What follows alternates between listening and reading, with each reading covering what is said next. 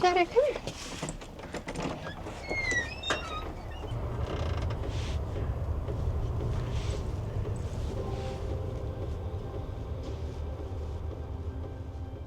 My simple life is my favorite era of life ever lived. And I'm still trying to grasp that truth because for so long I've been told that more is more and less is boring. And boring is something that should be avoided at all costs. Because if your life is boring, then you're not successful enough, you're not happy enough, you don't have good things around you enough. There's overall this lack narrative when it comes to things being bare bone, boring. But for me, I see it as a lack of noise.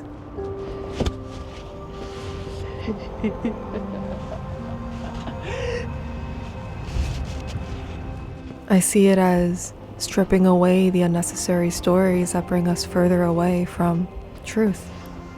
The truth being that we don't need much to be happy. We don't need much to feel connected. We don't need to do so much to feel enough.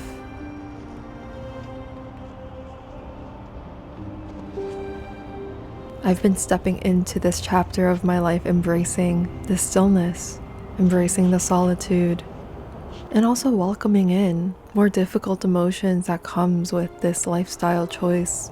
There isn't going to be a single lifestyle that will be 100% rainbows and sunshine. Hi. Meet my snowman, Chatter. After reflecting on the pros and cons that different parts of my life has given me, I believe that the simple, boring life is the best one. That was literal karma.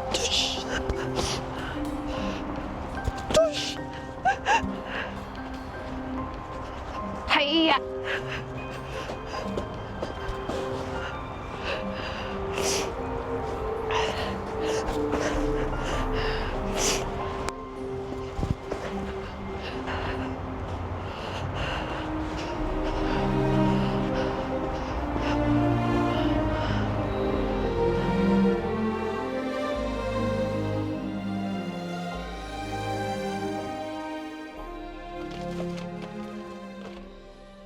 An important distinction to make is that a simple life is not an aesthetic, but it's more so a reclamation of our time and energy. It's us acknowledging our temporariness on this earth and consciously choosing how we want to spend each and every moment we are alive.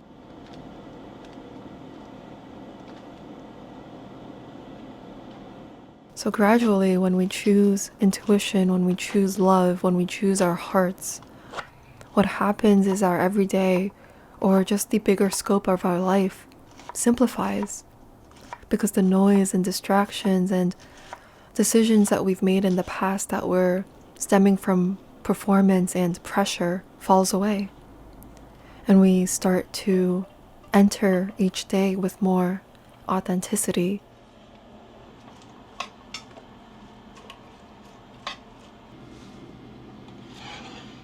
I think a lot of us feel not enoughness when it comes to our life, no matter how full we make it, because we don't have enough mindfulness in our lives. We're rushing from thing to thing, not really enjoying it, not really living in each second. And we're kind of disconnected, kind of afar, here, but not really here. Living, but not really for us.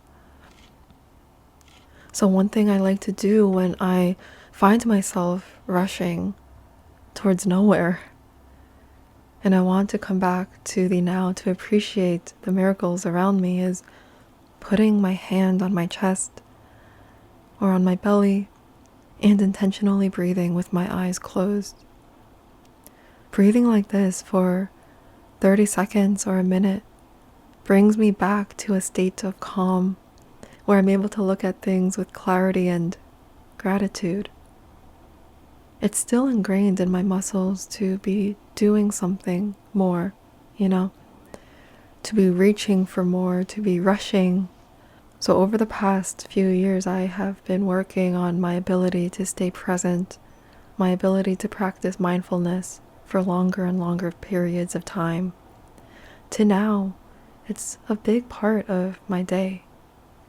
And I think that is the reason why my life, even though on the outside it looks boring and it looks a little bit bland, to me, the cutting of my parsley, to me, making a meal that turns out good, to me, petting my cat and exchanging jokes with my parents, those are moments where my heart starts to explode with joy.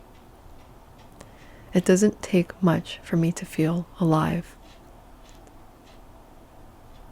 And eventually I would love for it to take nothing at all for me to feel alive.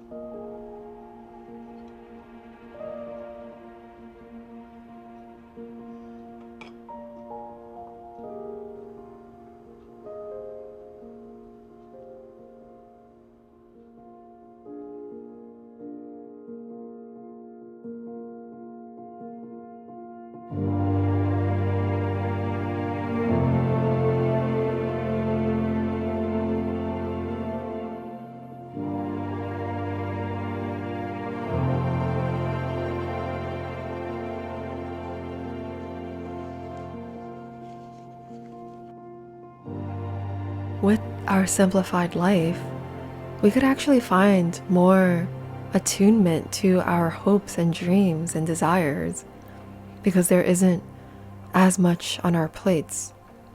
We're able to focus on what really matters. And for me, that has been with my relationship to creativity, my relationship with my partner, with my family, my relationship to my health, and for other hobbies, other areas of interests that I've never fully committed myself in evolving towards. I also have a much more clear vision of where I want to spend my time and energy in social settings and community spaces. And this knowing now of where I want to go, step by step, came to be because of the stillness, because of this space that I created for my heart and mind.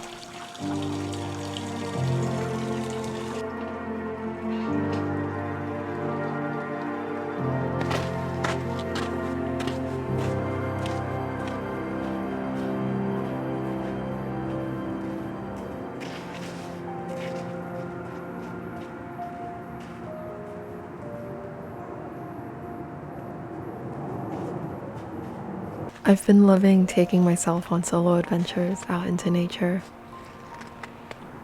When I'm out in nature and I stay there long enough, where the stories start to drop, I start to feel really connected to what life is about.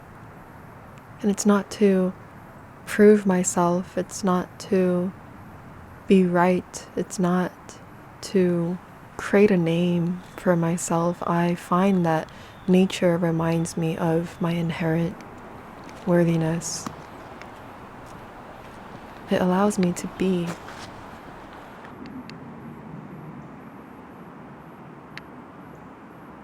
This little nature session has been so nice. Thank you, forest. Thank you, Mother Nature, for holding me, and I hope that I could hold you the same.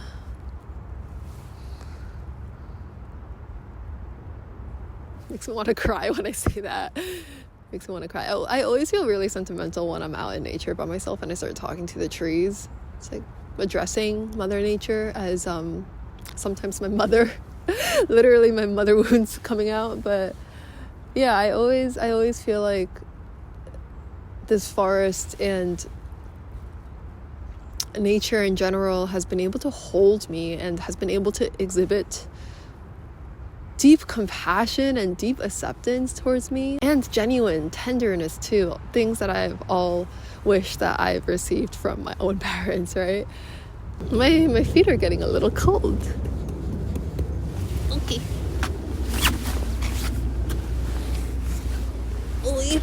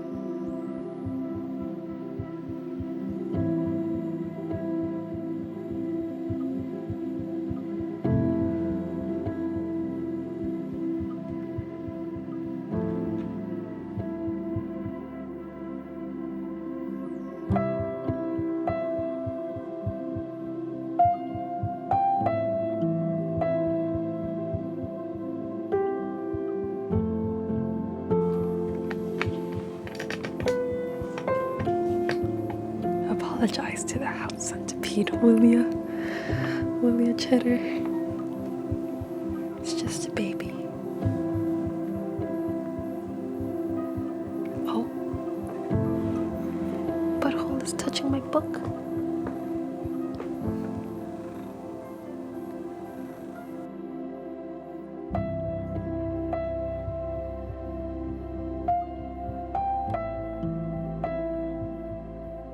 I would like to do a little recap of what I have been learning. On this post-it note, I wrote ways I can regenerate during waning moon. A way that we could sync with the lunar cycle is to be more intentional about what activities we do during the moon cycles. So the waning moon, when the moon is shrinking from full moon to new moon, that's a time to go inwards and to prioritize regenerative and purification. And then while the moon is becoming brighter, that's the time to build strength and energy, basically turning in versus turning more outwards. I wrote a list of, what could I do then during the 2 weeks while the moon is waning? Maybe as a form of exercise, I could do yoga or light jogs instead of intense workout sessions. Prioritize 9+ hours of sleep. Eat more Ayurvedic meals, because I noticed that the meals when I do cook, when they're like Ayurvedic based, they're very easy to digest and very healthy. I just have to find a way to eat enough protein, and then less stimulating sources of entertainment. So maybe instead of watching Netflix shows, or maybe if I do watch Netflix shows, like more wholesome, calm ones, but maybe instead of shows which is like very bright and stimulating, I could choose to read fiction books. The last one I love, more space between my to-dos to just be. I love syncing with nature because it just feels so right, you know? It just feels like that's what our ancestors have been doing, and there's so much wisdom, there's so many rituals in that how they really survived and built community. In between my doctor appointments, I want a more holistic, cozy way that I could feel more connected to my body and my health. So that's why I have picked this book up. I mean, honestly, The Simple Moments. I know my life is really, really boring. I guess that's what a lot of people could think. And I love it. I really love it. I used to feel embarrassed, I guess, and very resistant to the concept of my life being so simple and there not being that many cool activities that I'm doing. But honestly, I just feel like my heart is so full. My heart has begun to get more and more full the more I embrace the cozy, soft living. Thank you so much for being here, and I'll see you in my next one.